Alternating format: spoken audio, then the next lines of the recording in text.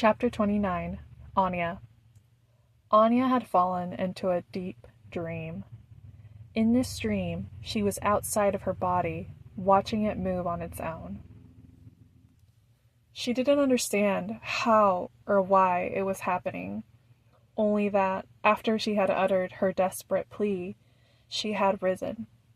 As she watched, she felt amazed, but also disturbed at the bloodlust that radiated from this darker part of herself.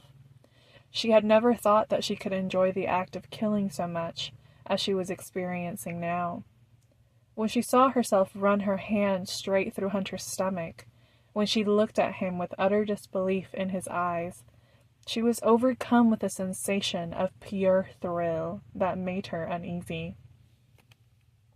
Despite the unsettling thrill, Anya had no desire to awaken from this dream. The darker side of her moved with an agility and power she had never thought possible. It revealed abilities she hadn't even known she possessed, and, most importantly, had accomplished the inconceivable. Not only had she survived an encounter with 3 full-fledged vampires, but she had also defeated them. It seemed to Anya that this darker part of herself was the stronger, more capable aspect of who she was. If that was the case, should she embrace it fully? Throughout her life, she had been told she was useless and feeble. It took years of effort to correct that perception, with her aunt initiating her journey to challenge them. But it was Javier who had truly guided her to the finish line. Yet, despite all that time and effort he put into her, Santiago had been kidnapped right under her nose. Javier had given her so much, and she had failed to keep the one promise she made him, to protect him and the others. The weight of her failure was almost too much to bear, making her wish she could simply disappear. Anya closed her eyes, letting herself sink deeper and deeper into a pool of self-pity and defeatism, not even taking notice that she had chopped off Johnny and Hunter's head and had turned her own towards the frightened humans in the corner. Anya! She heard someone shouting her name, but it sounded muffled, as though she were underwater and they were above the surface. Anya! The voice called her name again, persistently, urgently. It sounded incredibly familiar, but who was it? Anya! The voice this time was clear as a gunshot. Her eyes opened, and she realized it was Javier calling out to her. She was still trapped in that dream, still watching her body from the outside, but now the dream had turned into a nightmare. Both of her hands were completely stained in blood. Blood ran down half her face, from her cracked skull. In one hand, she held a black flame katana, its dark flames flickering and casting eerie shadows in the air. The fibers of her muscles were prominent on her forehead, and her eyes were as black as obsidian. I look like a true monster, Anya thought as she watched herself step menacingly toward the Del Toros, a relentless bloodlust driving her forward. She saw Ernesto clutching Javier's arm, his face etched with pure dread. "Papa!" a small voice cried. Anya looked toward Santiago, and her heart shattered into a million pieces. His golden brown eyes were wide with terror. Like a deer caught in headlights, she could see his whole body trembling in fear. She gazed at the scene below. She had beheaded 3 vampires right in front of his eyes. He was only 13, and she knew that witnessing this much bloodshed would haunt him. He would never forget this night, never forget what she had done. Shame washed over her as she watched. All these years, she had feared de Santiago discovering the truth, worried that he would look at her with fear. Now that moment had arrived, and the fear in his eyes was exactly what she had dreaded. "Papa, come on!" Ernesto shouted in sheer terror, yanking on Javier's arm with such force that he nearly toppled his father. "We have to get out of here. We have to run." To Anya's astonishment, Javier shook off his son's grip with a violent jerk. "You go," he demanded. "Take the boy and get out of here." "Papa!" Ernesto cried, desperately trying to pull Javier away. "Go, Ernesto!" Javier roared, wrenching his arm free. I won't leave her like this. She's not herself. Anya's mouth fell open in shock as she witnessed Javier's defiance. Why wasn't he running? She panicked, desperately wishing he would escape. She wasn't in control right now. He needed to get away from her. But Javier didn't retreat. Instead, he turned to face her, his expression a mix of nervousness and resolve. Anya, he said, his voice steady and fearless as he gazed into the void of her eyes. I know this isn't you. Anya watched in horror as she saw herself raise a hand at Javier and then run her claws down his chest. He cried and fell back. No! She shrieked in revulsion. Papa! Ernesto shouted in terror, pulling a gun from his holster and aiming it at Anya. Ernesto, no! Javier commanded, his voice strained but resolute. Just take the boy and go. Don't interfere. Ernesto stood frozen, the gun held in mid-air, his finger hovering over the trigger but not firing, paralyzed by his indecision, torn between fleeing with Santiago and staying with his father. Anya watched in agony as Javier struggled to rise, his bare chest stained with blood seeping through the rips in his black dress shirt. The sight of him brought a crushing pain to her chest. How could she have done this? How could she have hurt Javier like this? Tears began to well up in her eyes. Anya, Javier's voice was raspy, but filled with unwavering determination. Esta no eres tú, he said. I know this isn't you. Anya's apprehension grew tenfold as she watched Javier take cautious steps toward her. No! She howled in protest. Get away from me! The only reason you're like this is because of me, Javier said, standing right in front of her.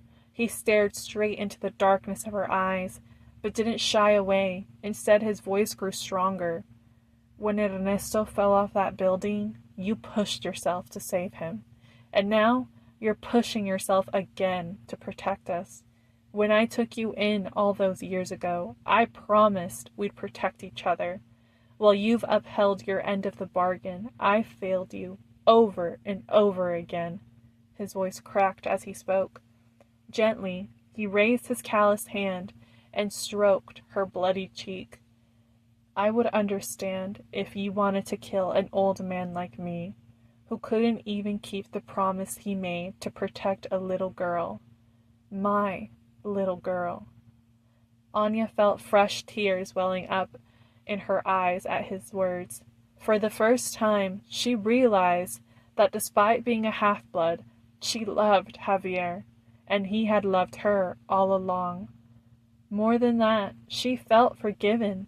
His words were a warm glow that she had spread from her soul to every inch of her body.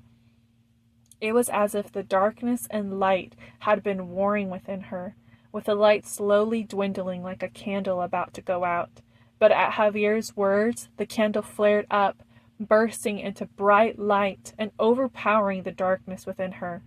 Suddenly, she was no longer observing from the outside, but she was back in her own body, looking into the depths of his golden brown eyes.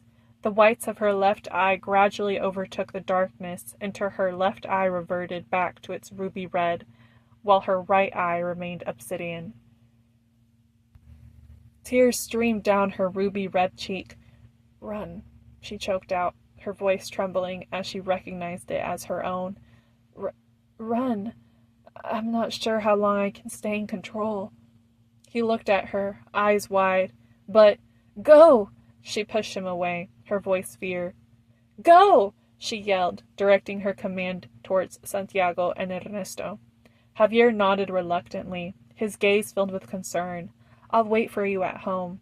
As he and the others fled, Anya felt the intense urge from her darker self to pursue them, the bloodlust almost tangible, but it felt distant, as if it were someone else's feelings rather than her own. The black flame katana had vanished, leaving her only the regular broken katana in its place. She stared at it, feeling the darkness within her trying to reclaim control. The control she had gained from Javier's word was tenuous, and she wasn't sure how long she could resist the encroaching void. All of a sudden she felt her muscles give out, and she collapsed to her knees and forearms, Her body was on fire, a searing pain that overwhelmed her senses. She let out a cry of agony as spasms racked her form. She had pushed her body to its limits, and she felt her inner light flickering, struggling to stay alight against the encroaching darkness. The fear of what happened if the darkness regained control consumed her. She thought of Ernesto, Santiago, and most painfully Javier. The pain of having hurt him was a sharp reminder of her resolve. She could never allow herself to hurt him or any of the Del Toros again. With a trembling hand, she lifted the broken blade, fighting against the darkness that clawed at her from within. The fire inside her burned with a fierce intensity, unfamiliar and overwhelming. But amidst the turmoil, she clung to the hope that she could regain control, that she could protect those she loved, even if it meant enduring this infernal struggle alone. Maybe it's time to end this, she whispered to herself, feeling a strange sense of calm settle over her. The darkness that threatened to consume her seemed to sense the danger and fought with renewed intensity to reclaim control of her hand, the one that gripped the broken blade. But Anya's resolve was unwavering. The Del Toros were safe now. They might be even safer without her. Javier had told her to return, but she knew she could no longer be part of their lives. The emotional scars she had inflicted upon Ernesto and Santiago were too deep, and she had no right to force them to continue associating with her. Without them, she felt lost, as if her purpose had evaporated along with her hope of redemption. What needed to happen was painfully clear. She had made up her mind. There was no more waiting. She swung the broken blade straight at her neck, attempting to end it in one swipe. The blade barely grazed her when suddenly a porcelain hand clasped around her wrist, halting her from completing her final act. Anya turned, her heart pounding, to see who had come up behind her, who was stopping her from ending it all. When she saw the ice-blue eyes and silver hair, her eyes widened in shock. Now, Anya, were you really just about to kill yourself after you had just awakened? You're as hopeless as ever, my little Neopota. Dante, Anya whispered, the Romanian word for auntie barely escaping her lips as she struggled to believe her eyes. She thought that her aunt had died during the insurrection. Distracted by her aunt's unexpected reappearance, Anya didn't notice Soren approaching from behind and inject her neck with the serum. As the darkness enveloped her once more, everything went black again.